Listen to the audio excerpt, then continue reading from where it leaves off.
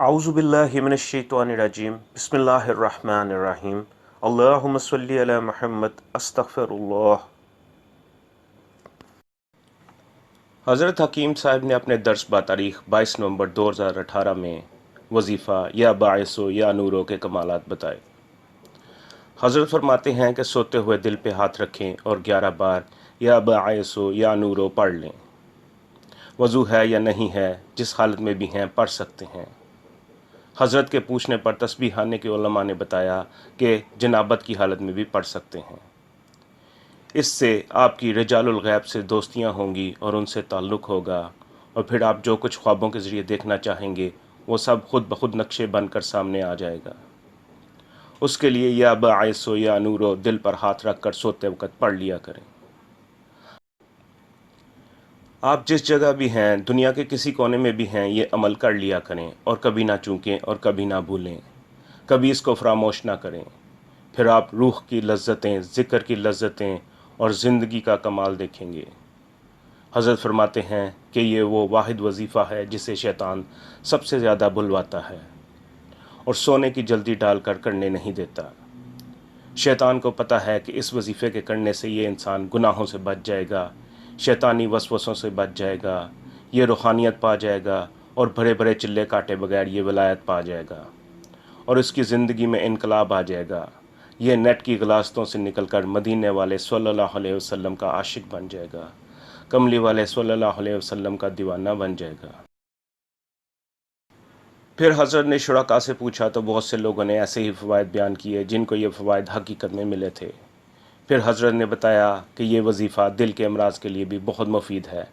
جن کے دل کے والو بند ہیں یا بائی پاس ہو چکا ہے یا ہونے والا ہے، یا وہ جن کی دل کی دھڑکن تیز یا غیر متوازن ہوتی ہے، ان سب امراض کے لیے یہ وظیفہ ایک کمال کی چیز ہے۔ وظیفہ کرنے والے کا دل اس وظیفہ کی برکت سے پاکیزہ ہو جائے گا تو اللہ خود بخود اس کے دل میں آئے گا۔ اللہ کا ٹھکانہ تو ویسے بھی مومن کا دل ہے، اور اس وظیفے کے دوران آپ اپنا ہاتھ دل پر ہی رکھتے ہیں۔ پھر حضرت فرماتے ہیں باعث کا مطلب ہے مردوں کو زندہ کرنے والا، اور گناہوں اور معصیت سے جو دل مردہ ہو چکا ہوتا ہے اس کو یہ وظیفہ زندہ کر دیتا ہے۔ اور ساری کائنات کی زندگی اللہ کا نور ہے، اللہ نور السماوات والارض۔ پھر اللہ اس کو نور بھی دے دیتا ہے، اور پھر اس بندے کی تہجد شروع ہو جاتی ہے، پاکیزگی مل جاتی ہے، سکون مل جاتا ہے، دل کے مسائل حل ہونا شروع ہو جاتے ہیں، بلڈ پریشر ختم ہونا شروع ہو جاتا ہے، اور بہترین نیند کا نظام شروع ہو جاتا ہے۔ اور یہ سب کچھ صرف 11 بار یا باعث ہو یا نورو پڑھنے سے ملتا ہے۔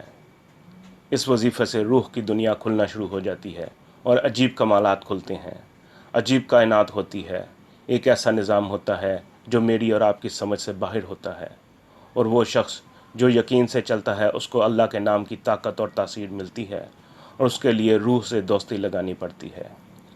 حضرت نے بتایا کہ ایک شخص ان کے پاس روح کی دنیا لینے آیا تو انہوں نے اس کو 3 چیزیں بتائیں: ہر وقت باوضو رہنا، دوسرے تسبیحانے کی تعلیم کردہ 3 تسبیحات، تیسرا کلمہ درود شریف اور استغفار کو پابندی سے پڑھنا، اور یا باعث و یا نورو کا کثرت سے ورد کرنا۔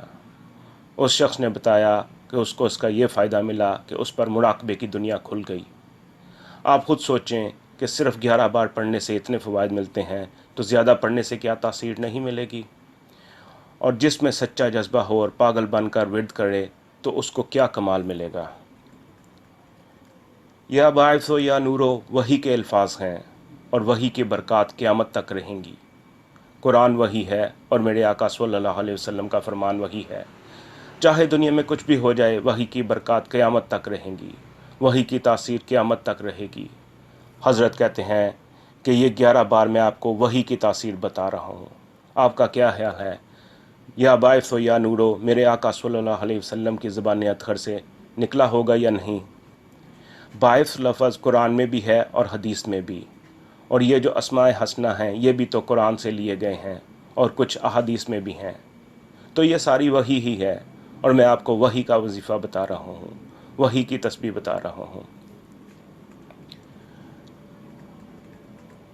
جب آپ کی روح کی دنیا سے شناسائی ہوگی تو مجاذیب یعنی مجذوب ولیوں کی دنیا سمجھ آئے گی کہ مجذوب کون ہوتے ہیں اور وہ کس دنیا میں رہتے ہیں اور اس عالم کا نظام چلانے کے لیے رب نے ان کی ڈیوٹیاں کیسے لگائی ہوئی ہیں۔ یہ رجال الغیب ہیں، ایسے لوگ جن سے عالم کا نظام چلوایا جاتا ہے۔ ایسے لوگوں سے ملاقاتیں شروع ہو جاتی ہیں، پھر روح اپنی تمام تر رعنائیوں کے ساتھ آپ کے سامنے ہوگی۔ گنبد ہجرا کو دیکھنا بھی ثواب ہے، کعبہ کو دیکھنا بھی ثواب ہے، والدین کو دیکھنا بھی ثواب ہے، اور زمزم کو دیکھنا بھی ثواب ہے۔ اس لیے اس کے ساتھ روح کی دنیا جڑی ہوئی ہے۔ قرآن کو دیکھنا ثواب ہے کیونکہ اس کے ساتھ روح کی دنیا جڑی ہوئی ہے۔ یہ روح ہے جس کی وجہ سے ہمارا نظام چل رہا ہے۔ یہ روح ہی ہے جو بزرگوں سے بعد از وصال بھی توجہات ملتی ہیں۔ یہ روح ہی ہے جو مرشد سے توجہات ملتی ہیں۔ روح میں ڈوب جائیں اور روح کو سمجھیں، روح کی دنیا پر محنت کریں۔ یا باعث و یا نورو ہماری ظاہری اور باطنی صحت کے لیے بھی اور موت کے بعد کی زندگی کے لیے بھی ہے۔ جو بندہ اللہ کے نور سے دوستی کرے گا اس کی قبر اندھیری نہیں ہو سکتی انشاءاللہ، اور اس کو پل صراط کا اندھیرا نہیں ملے گا کیونکہ پل صراط کی روشنی میرے رب کے نور کے ساتھ ہے۔ اللہ پاک اس کو نور والی جنت عطا فرمائیں گے۔ اللہ پاک اس کو آخری وقت میں اپنے نور کا جلوہ دکھائیں گے۔ اللہ پاک اس کو نور والی جنت عطا فرمائیں گے۔ اللہ پاک اس کو آخری وقت میں اپنے نور کا جلوہ دکھائیں گے۔ شیطان کا فتنہ ہٹ جائے گا اور کلمے اور ایمان پر موت آئے گی انشاءاللہ۔ روح کی زندگی اور روح کی دنیا سمجھ جائیں گے تو کام بن جائے گا اور مسئلے حل ہو جائیں گے۔ جب روح کی دنیا ملتی ہے تو پھر ہر چیز میں سے نور ملتا ہے، روشنی ملتی ہے۔